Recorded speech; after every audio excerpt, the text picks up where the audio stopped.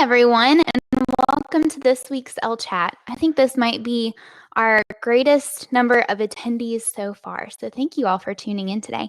I'm excited to tell you more about the Freelance Academy launch and some of the steps I took to prepare for the launch of Freelance Academy, and then exactly what I did to promote the course and try to get attendees. My cat has chosen to go crazy in the background. I apologize.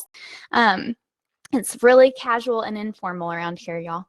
But I want to make sure that you can see me and hear me okay on your end. So if you could just say hello in the comments. And if this is your first Elle Chat, I want to know that too. So let me know. It should be real time for y'all too. The cat's name is Heidi, and she is going crazy right now. Awesome. First one live. Welcome, Anna. And thank you about my mic, Lilith. I appreciate it. Awesome. Another one who's first time, Crystal, this is your first time in the Elle Chat. So glad that y'all are here. Usually I have this Elle Chat every week. Lately it's been every other week because of speaking engagements and traveling. And it'll be every other week until the end of the year. And then at the beginning of the year, we'll get back to weekly Elle Chats every Thursday at 3 p.m. Eastern Standard Time. And it looks like a lot of you are tuning in from all over the world, which is really neat. Crazy thing about the internet. So glad that you all are able to tune in today. Well, great. Glad that you can see me and hear me okay. Feel free to continue to leave comments. I love the interaction in here. A lot of people from Virginia too. That's originally where I'm from. All right. If you haven't seen it already, there's a questions section. It should be right underneath this window. And you can look at the questions that have already been asked. Feel free to drop any questions that you have throughout this webinar. And I will spend probably 15 to 20 minutes at the end to try to answer as many of these as I possibly can.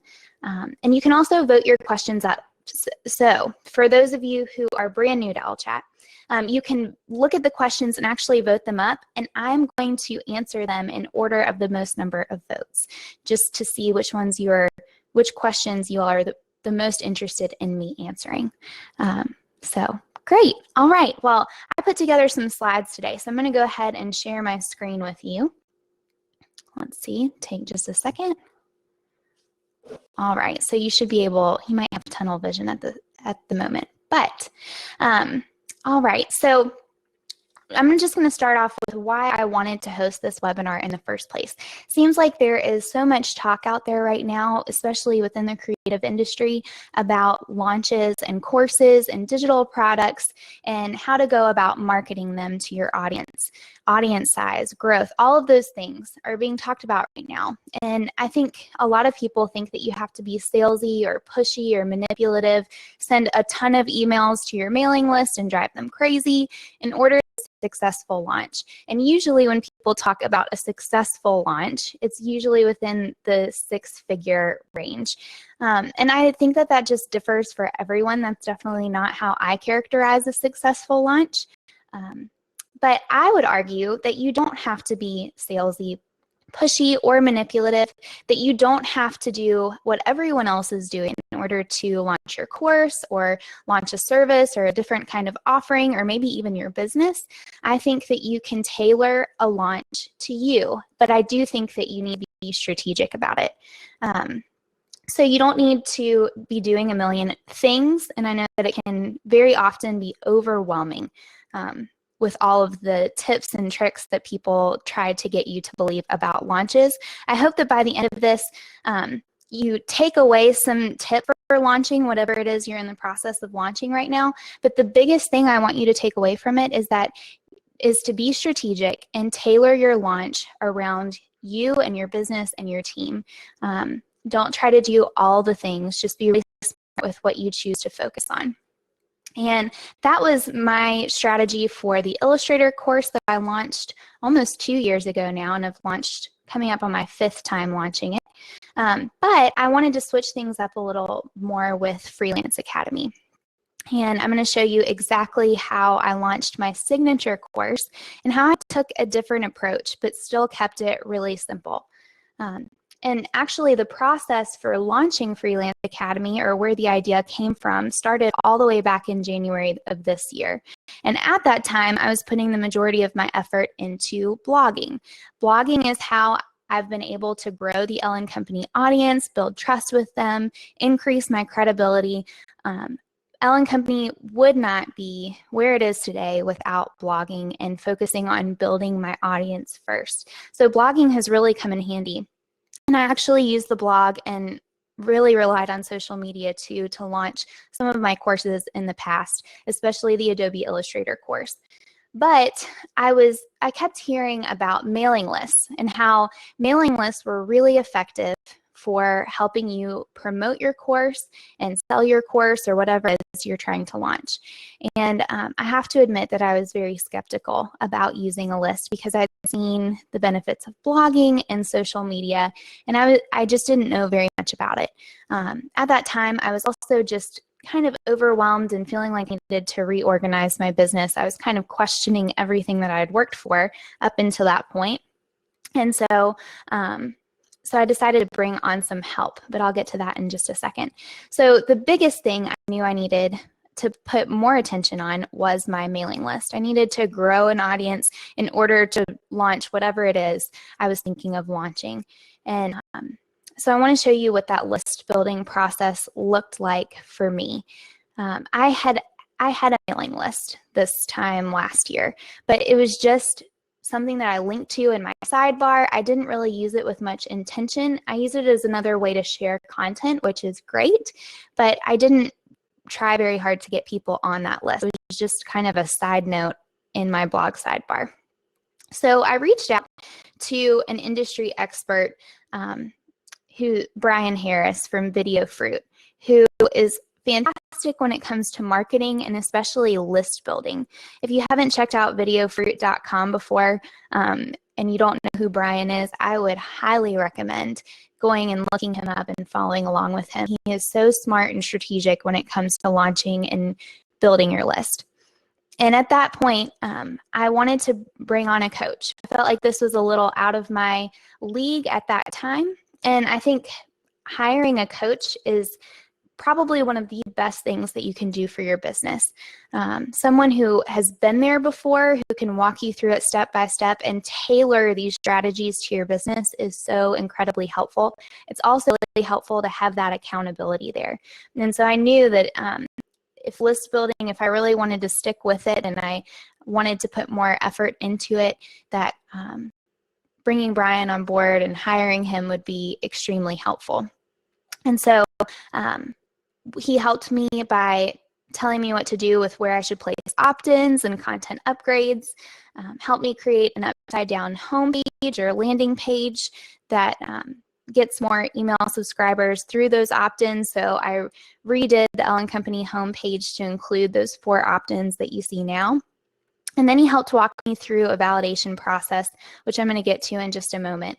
But I think it's really important if you're trying to launch something to have an audience to launch it to. And so that's why I wanted to focus on list building. Building my list was also pretty easy because I had already focused on website traffic through blogging. So when I went ahead and placed the opt-ins on my site, I already had a significant amount of web traffic to my site for people to go ahead and opt in. So I don't think it's either or when it comes to blogging or using a mailing list. I think they both work really, really well hand in hand. So content marketing is extremely helpful and I can't recommend it enough. So Brian was a huge help and eventually helped me get my list size to 15,000 people by the time that I launched Freelance Academy. Do you have to have a list of thousands and thousands of people to have a successful launch? Absolutely not. But I do think it's helpful to have followers and especially loyal followers, and I'll get to that in a second. It's easier to launch to a larger group of people and get the results that you want, but it's not impossible to have a small list size and have a successful launch either. I'm just sharing my numbers with you and giving you a look at exactly how I launched Freelance Academy. It's also important to note that at this time, I had no idea what it was that I was going to be launching. I went back and forth on whether I wanted to make the Adobe Illustrator course, my signature course. So I had no idea what I wanted to launch at that time. And so I needed to come up with an idea, but I didn't want to just randomly choose what I was going to focus on. I wanted to offer something that the Elle Company audience really wanted. So I needed to figure out why they were following along with Elle Company and what they wanted to see from me, what they wanted to see me offer. And so I rounded up all of the top Elle Company blog posts. Actually, I had my assistant do this and see which ones got the most traffic. So she rounded up my top posts, but also the engagement. So which posts were getting the most comments, the most shares. So she did all of that research. My assistant, Jenny, did all of that research to try to find what were those most popular posts. And then we took a look at the category that that post fell under. So for Elle Company, we have 6 blog categories: blogging, business, design, social media, Squarespace, and I'm missing one, branding. So those are the 6 categories, and I was hoping that by rounding up these top posts that I would get a really good idea of what category people were drawn toward the most. Unfortunately, and it's actually a good thing, people, it seems like Elle Company followers and readers were interested in all of the categories. There wasn't one in particular. The biggest ones were definitely blogging, business, and Squarespace, and design, really, and then branding and social media. So, so that wasn't very helpful, but I think it's really helpful for all of you who are tuning in. You may have been blogging for a while, you have your categories, you're trying to come up with some sort of offering. I would highly recommend looking at your top posts, and by top posts, not just the most number of page views, but the highest number of shares and the most amount of engagement through comments as well. So this method didn't work so well for me, so I needed to think about a few other things. The first was my experience. What did I have experience in? If I'm going to teach a course, I need to have experience in whatever it is I'm teaching. It's really hard to teach something that you have to do a bunch of research for and aren't an expert in already. So I had to think about my experience. I also had to think about what made Elle Company different from other people in my industry, whether it's designers or other people who are business coaches. Just what makes Elle Company different, and what would people want to see specifically from me? And then also I looked at a lot of FAQs, both on the blog, but also in newsletter replies and emails that I get often. What were people asking me the most about? And when it all boiled down, and I thought about what I was most excited to teach about. And when it all boiled down, I really wanted to teach about, and I felt like there was a need out there to teach freelancers, creative service-based businesses, how to run their business. I felt like that was why people were coming to Elle Company. They had just started a business or a blog. I have a lot of bloggers too that follow along with Elle Company. They wanted to know how to go about running it. And so my 2-week process intrigued people, and just my client process in general. So I decided that I was going to go in that direction. And I think it's important to note that it is so much easier to market something or to launch something when there's a real need for it. But I need to change this just a tad. I should have said a real want for it, because even if people may not know they need it, so they won't necessarily buy it, but people know that they want it. So I would highly recommend on thinking about that. Not necessarily what you want to launch.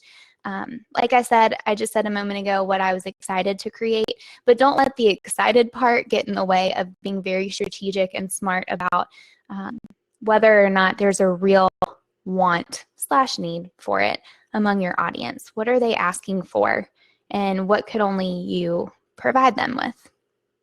So once I came up with my idea for Freelance Academy, I kind of came up with a sales page of sorts in a Google Doc. So I listed out kind of what I was thinking about for the name of Freelance Academy. At first, it was Freelance Design School. I was going to gear it towards specifically just designers, and I I ended up splitting that up. But I went through and outlined what each module was going to be about, what the course would include, how much the course was. I just went through and treated it like I would a sales page on the Elle Company website. And actually, it did become the sales page for Freelance Academy on the Elle Company website. But then I needed to make sure that before I put all the time and effort into creating this new course, that there was an actual real need for it.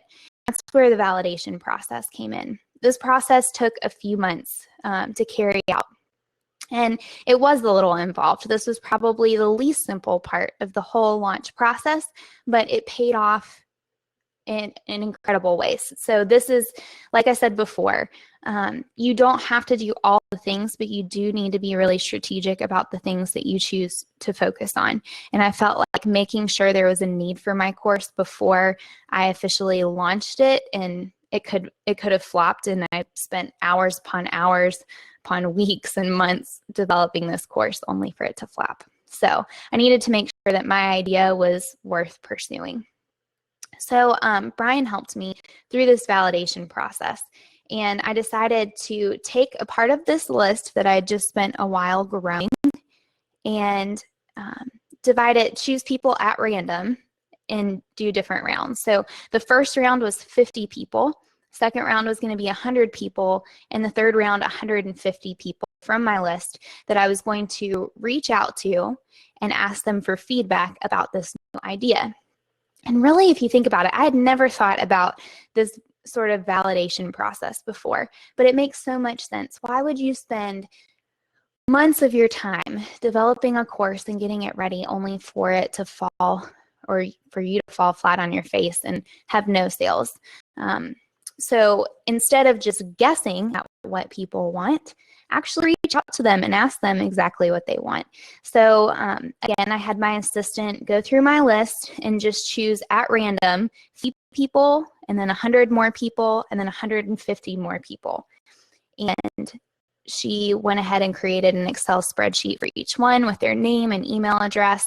And I reached out to each one of them individually from my personal email account and asked them a series of questions. The first email just asked them, it said, hey there, I am developing a new offering for Elle Company, and I would love to get your feedback on it. Let me know if you would be interested.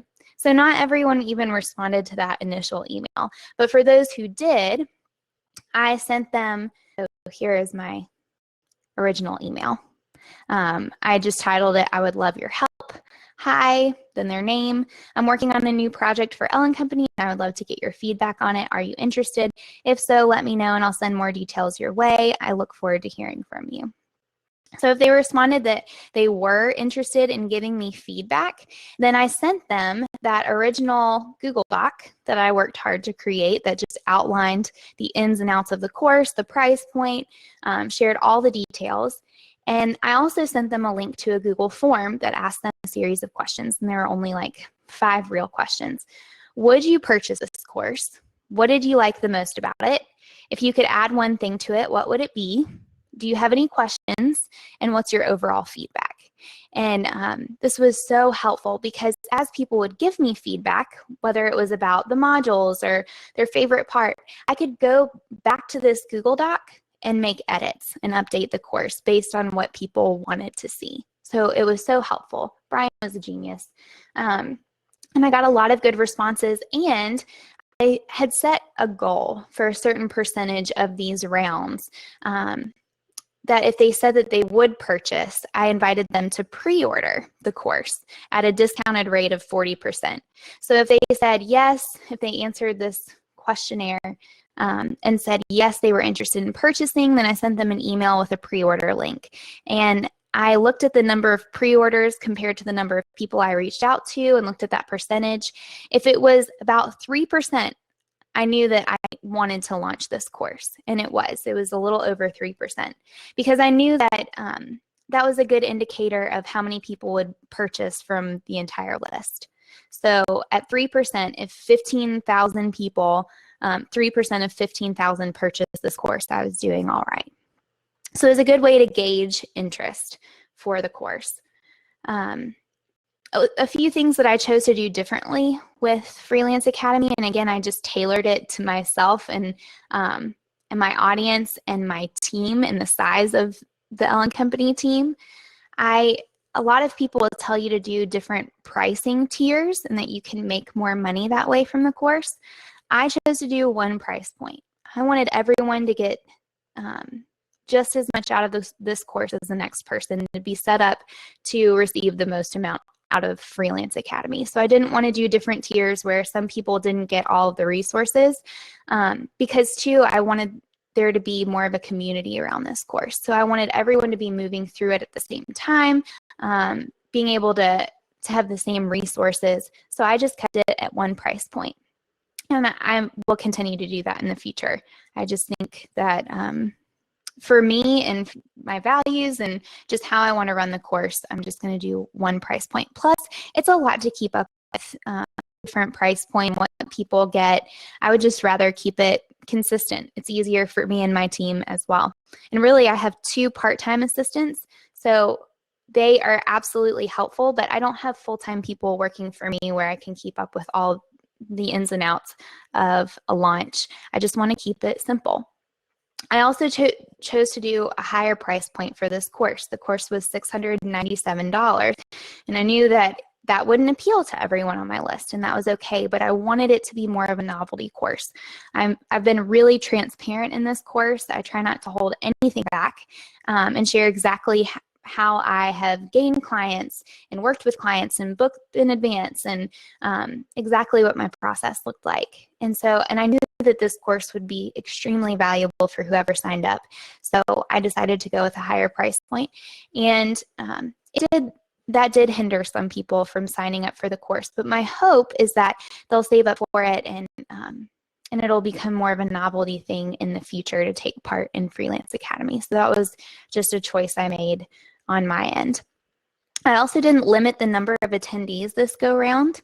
I had done that in the past for my Adobe Illustrator course. I limited it to 40 people, and that's part of the reason I think it sold out in 15 minutes was because there was this sense of urgency. But for Freelance Academy, because I'm only offering it once a year, I didn't limit the number of attendees. But it is only offered once a year too. Again, going back to that novelty course idea, I just wanted it to come around once a year. Same thing with my Illustrator course that I'm launching this winter. So that's kind of the prep work that I did to make sure the course was worth pursuing and that there was an actual want for it among the Elle Company audience. So now getting into the launch process and how I actually went about launching the course. And really, I mainly used my list this go round. And I was really, if I'm honest, I was really afraid to depend on my list for the launch of Freelance Academy. Number one, because it was brand new territory for me. I had never depended on my mailing list and emails to get clients and customers before. Mainly because I had used my list, just like my blog, to share content and not to sell things to people. I was really afraid because I've been a victim of this before, getting a bajillion emails from people when they're launching and they all sound salesy and manipulative, and I was not a fan of that. So I had a fear of bugging people too, that by sending a bunch of emails during the launch that I would bug people and that they would eventually unsubscribe from my list. And what was hilarious is that really didn't happen, but I'll tell you why in a moment. So launches, if you're fearful of people unsubscribing or getting annoyed, launches are a great way to clean your list. If someone unsubscribes from you, they probably weren't ever going to be a customer anyway. So if they can't stick around for some launch emails during a week or two of the year or twice a year, then they probably wouldn't purchase from you anyway. I think it's really easy to treat social media and mailing lists and blogs, any outlet like that for your business, and I'm guilty of this too, but it's easy to treat them as popularity contests and not really share about your business. and shy away from selling. So I would encourage you that if you're afraid of using your list, don't be. Or if you're afraid of sharing about it, don't be. You've put a lot of hard work into whatever it is you're offering. And if you position it in the right way, which I'm about to share with you how I did it in just a moment, then you might be surprised. It won't feel salesy. Like I said, I don't think that you have to be sales or manipulative or pushy in order to get people to purchase whatever it is you're offering. So just a little side note there. But when I was sending these emails, I didn't send as many as were recommended to me by Brian or from other people in the industry. Again, I didn't want to bombard people, but I did want to be smart about the emails that I was sending. And I used, for the first 3 emails that I sent, I kind of wanted to warm up the list for what it was I was about to share with them. I wanted to show them a need or their need for what it was that I was going to offer, which was Freelance Academy. So I used a marketing strategy called, it's the PAS strategy. It's problem, agitation, solution. And this is a copywriting technique that a lot of marketers use. And while I had done content marketing on the blog, it felt a little more organic. This was a little harder for me to sit down and write marketing emails, but I actually really enjoyed it. And it was, yeah, it's probably the part I'll look forward to most about other launches in the future. So problem, agitation, solution. What does this mean? I've heard the analogy before that problem, agitation, solution. The problem is you have something in your eye. So you have something in your eye, that's the problem. Agitation is that it's really starting to bother you. You're blinking, you're trying to rub it out, but you haven't gotten up and actually done something about it yet. It's just agitating. So problem, you have something in your eye. Agitation, you can't get it out. You're sitting there trying to rub your eye or blink it out. And the solution is when you actually get up and splash water in your eye and get whatever it was out. So I tried to take that same approach with the 3 emails that I sent. The first email that I sent was focused on the problem. I shared my own story about when I started Elle Company and I had no clue what I was doing and I fell flat on my face. I had no idea how to run a creative business. And a lot of people who follow along with Elle Company, that's the same problem. I can relate to them. They can relate to me. So I shared my own story and asked people to reply with theirs. And I'll share about that in a second. Agitation email. After I had sent the problem email, I think it was on a Monday, on Wednesday, I shared an agitation email, and it was 3 freelancing myths that I had bought into that a lot of other people they easily buy into as well. So that was the agitation. I haven't solved the problem for them yet. I haven't solved the problem that they have no clue how to run a creative business. Instead, I'm agitating it a little bit more by talking about those freelance myths that people are buying into. So it's kind of heightening the problem in a sense. And then the solution, what I positioned the solution as was booking clients in advance. You don't have to worry about not enough money coming in, not being able to take your business full time if you already have clients booked out in advance. It makes it so much easier. You know the money is going to be coming in. You have the freedom to go full time. You have the freedom to spend more time with your family, whatever it might be that's holding you back from running a creative business on your own terms. Booking clients in advance can be so helpful for that. So those were the first 3 emails.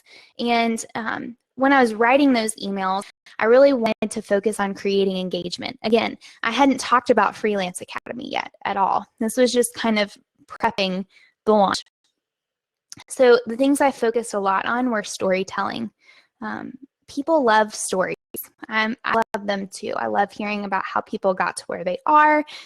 There's just something about a really good story, a really good storyline. So in each one of those emails, I tried to keep it, I was sharing my personal story, so it made it easy, but I was also really trying to focus on making it those emails engaging through storytelling. I also wanted it to be relatable, that people were to feel like I have been there before and know what it feels like. And if I can do it, you can too, because I truly believe that. So I wanted it to be relatable. And I also asked people for feedback. On every single one of those emails, I asked them to reply with something just to create that engagement and a one-on-one connection with my audience.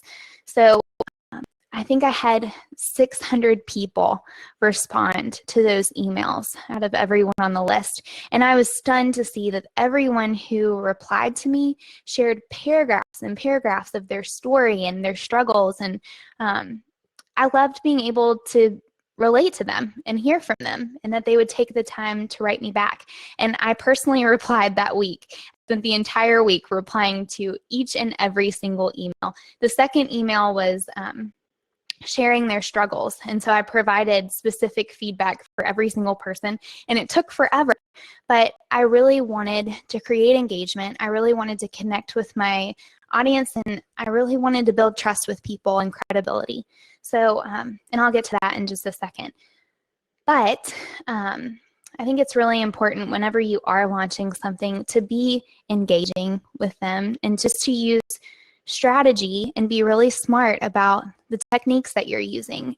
Don't just listen to what everyone else is telling you or try to reverse engineer their strategies to get it to work for you. Really be intentional about what you're trying to do. You don't have to do everything. You just need to be strategic and think through every single decision that you make. It'll make things so much easier on you in the long run.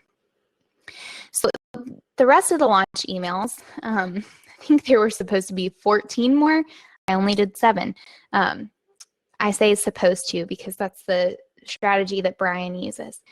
I think there may have even been more, but I chose to simplify it because I don't have as many people on board as Brian does. So the fourth email is a product preview. That's when I told people about Freelance Academy. I hadn't launched it yet. The launch date was coming up the day after, and I just wanted to give people a snapshot at exactly what Freelance Academy was and my excitement and why I built it. So that was the product preview email. And it made more sense in light of everything that I just talked about in the PAS emails and the feedback that I'd given people and the interaction that I'd had. So that was a good time to tell people about Freelance Academy. And then the open cart with the first bonus, that was on launch day. And the first bonus was a discount. And then the second bonus here were Skype calls. So anyone who signed up for the course got a 20-minute, on that day for that bonus, got a 20-minute one-on-one Skype call with me.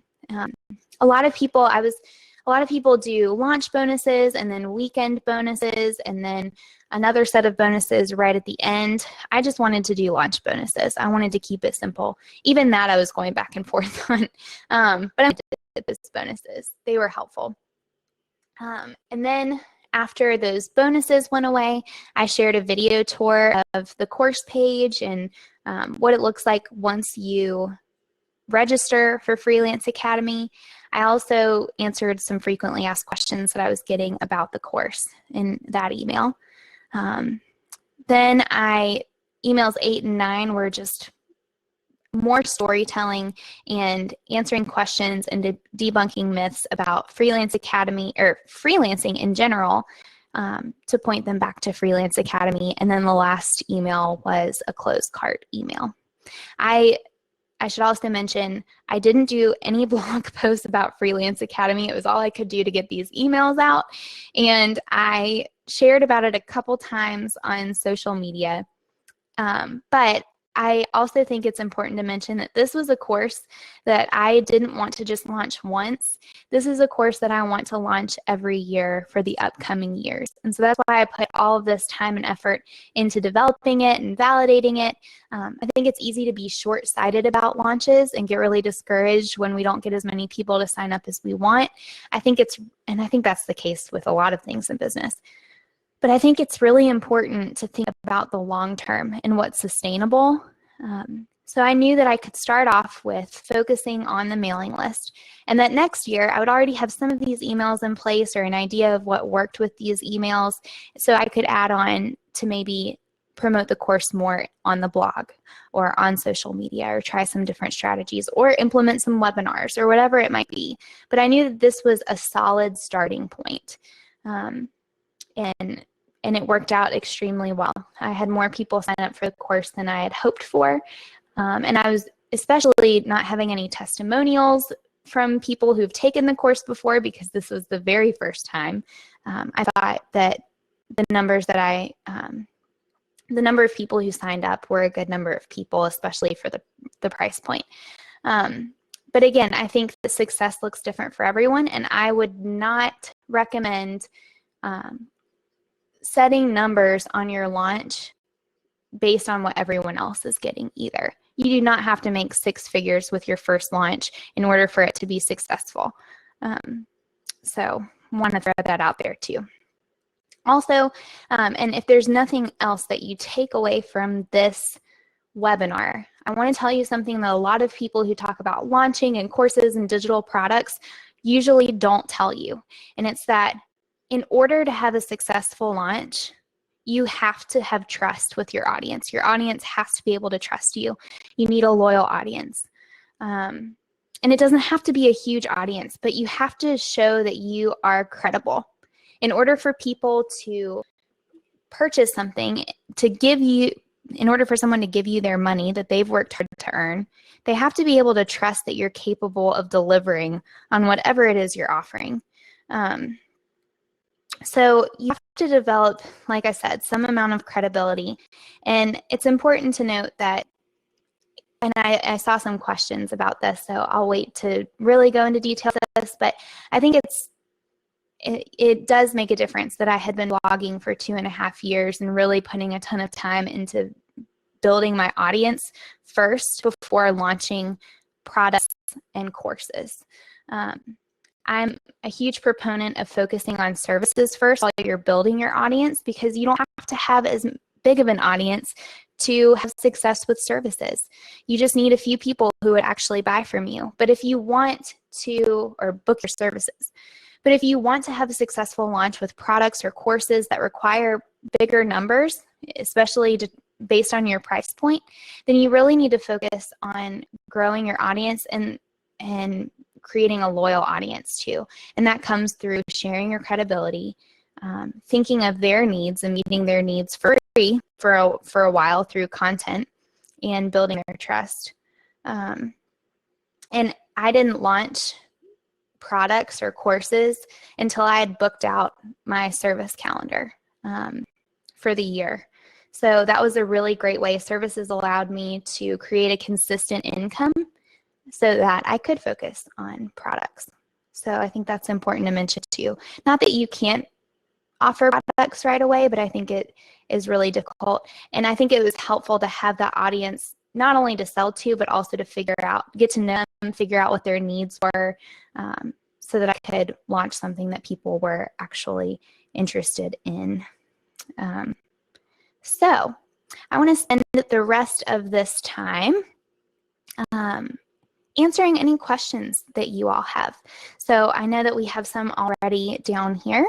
So I'm just going to go ahead and start answering them. If you have any, go ahead and drop them down here and I'll answer as many of them as I can. All right, so Melanie asks, I'm so impressed with your results, but I'm wondering how successful your launch would have been without your huge loyal following. I know you put a lot of hard work into growing your community, but I also know that that kind of stuff takes a lot of time to build up. Could you see someone with a much smaller following achieve the same results with your launch strategy, or is your large following something you took into account when coming up with your sales goal? So yes, this is a great question, and I mentioned it a moment ago, but I think it is, there's no denying that it is easier to launch something when you have an engaged, loyal audience. And I think a lot of the time people don't focus on, well, people. I'm saying people, but I mean people who focus on launches or courses, digital products, who are huge proponents of that and push that a lot. I think what they fail to mention is that you have to do the groundwork. And the groundwork isn't as much fun as developing courses or anything else. The groundwork looks like blogging consistently, sharing helpful content, building authority and trust with your audience and credibility. It comes from doing the grunt work, which isn't what people want to hear often. But I do think that pays dividends in the long run. And when I was blogging every day, not that you have to blog every day, but I knew that it would grow my audience quickly, I had that in the back of my mind, that I may not see any money from it right now, but if I just keep trucking for 6 months of consistently blogging for 5 days a week, that I would eventually see results. And so I think a lot of people, it's that instant gratification. You want to do everything right away. You want to have these big numbers right away. And it's easy to look at people who've had success and think that it happened overnight for them. But the truth is that they probably spent months or years working toward that from the very start, and that you only saw it once their audience started to grow. So don't be discouraged if it's taking you a while to grow your list or grow your following. I think that you just have to be willing to put in the work. And but I also don't think that you have to have a super huge following to launch either. I just think it makes it easier. So it depends on the amount of people that you want to purchase whatever it is you're offering. Like I said, you could use this launch strategy with your service packages. And if you have a list of 1,000 people, all you need are 100 people, and you're trying to launch your services and you can take on 5 clients this year, you just need 2% to convert. So I think it just depends on what you're trying to sell and how the price point and how many people you're trying to get to purchase. But like I said, I think the size of your audience, and you could have a huge audience, but no one ends up buying. I think that trust component is crucial for having a really good launch. I hope that's helpful for you, Melanie. All right, Kristen asks, if you've already launched your site, but to a less than stellar audience size and or aren't receiving any orders, would you suggest a relaunch, or how would you play catch up in this scenario? I would spend some time figuring out what it is your audience wants. They may not want your current products, but that may not mean that they don't want something else that you could offer them. So I think that takes some research to look at your most popular blog posts and follow those steps that I just shared about the validation process.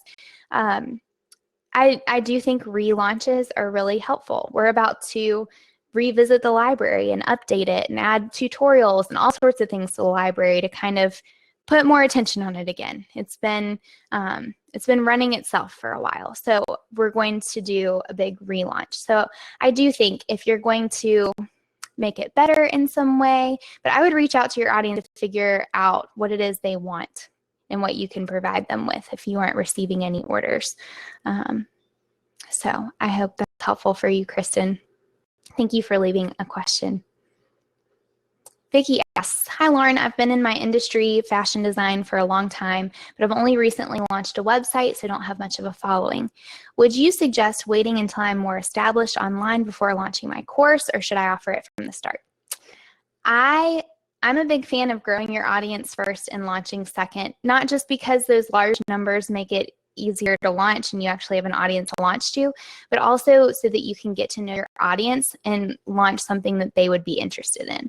So for example, I had my design services. I never even thought about launching a course on Adobe Illustrator. But as I got to know my audience and looked at comments and questions I would receive in emails, I saw how beneficial Adobe Illustrator would be for business owners, that they're all the time. I took for granted that I could just come up with blog post images or create new images on my website, like little buttons and icons, or come up with a PDF. All of those things were so simple for me as a designer, but I saw that a lot of people didn't have that luxury because they didn't know any design software.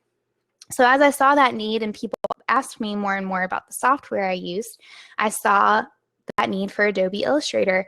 And actually, Jake saw it before I did and said, you should launch an Illustrator course. And I was like, I never thought about that before. And that course is the one that sold out in 15 minutes. And I'm getting ready to launch it for the 5th time. So I think it's also really helpful to have an audience to ask them what they want. You might not even know what they want right now. So it's hard to appeal to them. But I think you'd have better luck if you put in the work to build trust with them first, build your audience, and then tailor something around their needs. And I think you'll have a much better launch that way. Great question, Vicki. All right, Justine asks, hey, Lauren, I'd love to know if your launch emails got a similar or higher unsubscribe rate than your regular broadcasts, i.e. double, triple. Many thanks for this chat. Thanks for your question, Justine. Justine actually joined me for an chat probably about a month ago now, maybe even longer than that, on affiliates. That was really good, so you should go check it out if you haven't already. And I said I would come back to this later, and I forgot. So the crazy thing about this launch is that I think people were so curious about the way I was going about it, and hopefully that the emails didn't feel salesy, and I was sharing my story, which I don't often share, like from start to finish, how I started Elle Company. I think that people, and y'all can tell me because a lot of you are on my list and saw these emails, but I did not see super high unsubscribe rates. Maybe a little higher than normal, but definitely not double or triple. So usually I have about 80 to 100 people unsubscribe from each newsletter that I send out or each email. But I had maybe 120 from each launch email, and I was absolutely stunned. And actually, I got a lot of emails from people saying, "I'm loving these emails." I was like, "Great, this is awesome." I know, yeah. Missy is saying in here, your emails were perfect. They were so inspirational and left me hungry for your course. Thank you, Missy.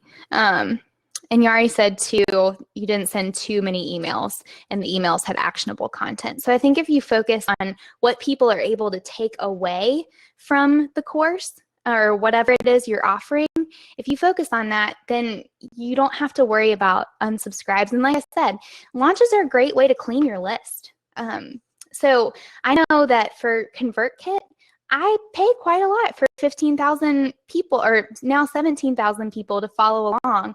And so if people aren't interested and really don't want to follow along, or they would never purchase, or whatever it is, it might be best for them to unsubscribe so that I don't have to pay for as many people either, which sounds terrible. I don't mean that in an ugly way, but it is true. So don't be afraid of unsubscribes. But I think, too, I was stunned. Thank you, Kat. Good to see you in here. So do you love the emails, too? So, yeah, really not a high unsubscribe rate at all. I was shocked. Rachel says, how much time did you spend on creating your course? That's a great question, too. So when I launched, I had outlined every module in detail, but I hadn't recorded every module, but the first one. And the reason that I did this is because I wanted to see from my participants what they enjoyed the most. We have a really great course community, and the people taking this course are awesome. This round, I could not have asked for a better first round for Freelance Academy. I've been blown away by the interaction, and so I knew, even at that point, even though I didn't know exactly who would be taking the course, I knew that there would be a course community. I knew I'd receive feedback, and that allowed me to kind of tailor the information a little bit more, see what questions they were asking. So I blocked off these last 3 months from September, October, November, and I didn't take on design clients until now, so that I could work on the course throughout these 3 months. So I was able to build it into my schedule and actually plan for it. So overall, oh man, I don't even know how many hours in all. I've been trying to use Toggle to keep track, but I haven't looked just yet. But I might do a post on that. I'll keep you posted, Rachel, but a ton of time. I think people underestimate how much time a course takes, but not only to create the content, but I write it all out and have transcripts for the course too. And then all the slides and graphics, and then recording and editing, it just takes absolutely forever. So probably at least 15 hours, 20 hours for each module. And I have 6 modules, not including the launch. So yeah, a lot of time. Erin says, how would you recommend using social media to build anticipation and lead up to a launch? We've all seen those countdown every day to the launch, and I hate those. I think I love seeing behind the scenes. So I might not tell people exactly what I'm doing, but I might share a little sneak peek. And I know when people do that, I'm so curious that it drives me crazy, and I have to check back. So I think that's really helpful. I think sharing the ins and outs and the details of the course are really helpful too. Sorry, guys. it's close to her feeding time and she goes crazy. But yeah, I think that you can share behind the scenes. I think that you can share little promotional videos. Now with Instagram and the stories, that's a fun way to share behind the scenes too. You can tell about the modules, but this is another thing that I learned from this launch. People don't buy a course for exactly like the content in each module. They buy a course for the outcome. So if you, or whatever it is, it's for the outcome. So people buy my design services because they want a well-designed brand and website. People buy the Illustrator course because they want beautiful graphics that look cohesive and attract people's attention. That's the outcome. So if you focus way too much on all the details of the course, yes, that's important and you want to share those, but I would recommend focusing more on the outcome. And what it is they're trying to work towards. So I tried to focus a lot on, if you take this course, it will set you up to freelance on your own terms, whether that means quitting your 9-to-5 to be able to pursue what you love full time, whether it means bringing in more of an income so that you can take vacations and pay for your kids' college, whatever that is, that's the outcome. So whatever you're promoting, whether it's through the blog or your mailing list, especially on social media, focus on that outcome to build anticipation. But I think keeping things a secret is a really helpful way to build anticipation too. And another thing, especially if you're launching for the first time, I limited this, like I said earlier, limited the number of people who I would, who could take the course. So I limited it to 40 people. And I think that smaller size really helped build anticipation. I remember looking at my analytics to see how many people were on the site waiting to purchase. And it was just crazy. So I think that is really helpful too. There's a lot of different ways that you can go about it, but you don't have to do the countdowns if you don't like them and you hate them. There are a ton of other ways. So great question, Erin. Megan asks, was this your first time launching a product? What did you learn that you'll do differently next time? Great question.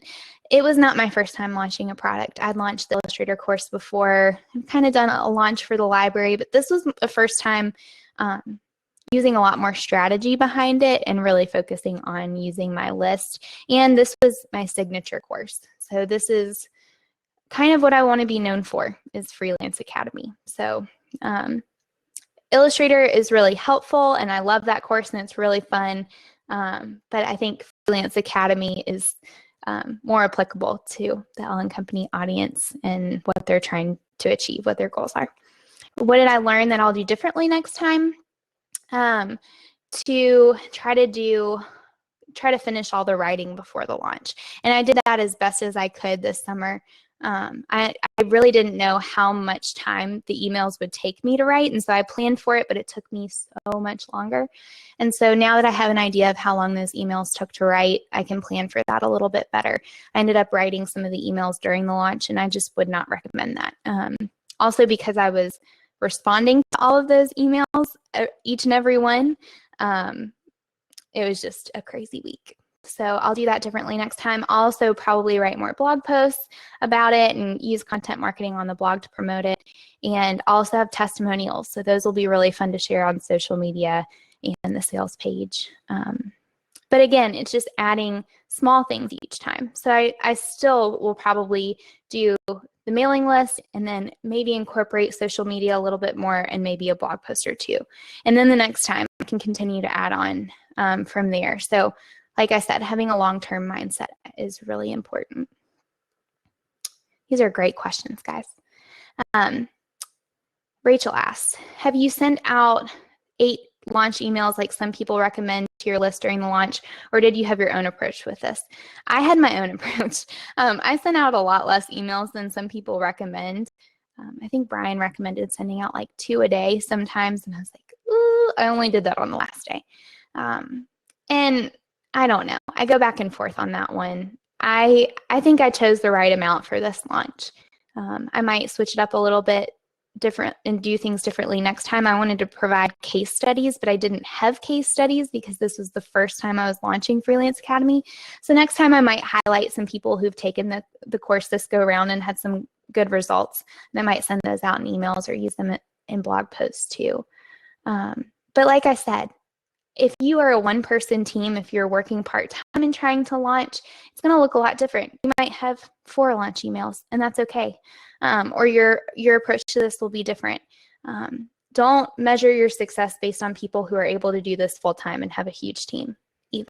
You have to be realistic about where you're at and have that long-term view, and you can always build upon it from there. Looking back, 40 people to sign up for my Illustrator course, that was a big deal. And the last time I launched it, it was over 100 people. So it's just going to, hopefully, just going to improve every time. So do what you can with what you have, with where you're at. Great questions, Rachel. Rachel also asked, I have a hard time assessing if I put enough content into my paid course since I've already shared so much on my blog for free. How can I assess that? Did you have similar hesitations? Yes, some of the content that I've shared in this course I've already shared on the blog and in the newsletter before. A lot of the content is, I go more in depth with it. So, but I think people are also paying for you to show them step by step how to do something and the resources and for putting it all together. Someone can hunt down all of these posts on your website. A lot of people who have taken my course have read most of my posts. The reason they're taking it is because they want more in depth on that. They want more feedback from the course community. They want more of the resources. They want to be told exactly how to do it and in what order. So I wasn't hesitant to offer a course on something that I've already shared a lot about because I knew that I could go more in depth with it and I could structure it in a way that would be extremely helpful and walk people through step by step.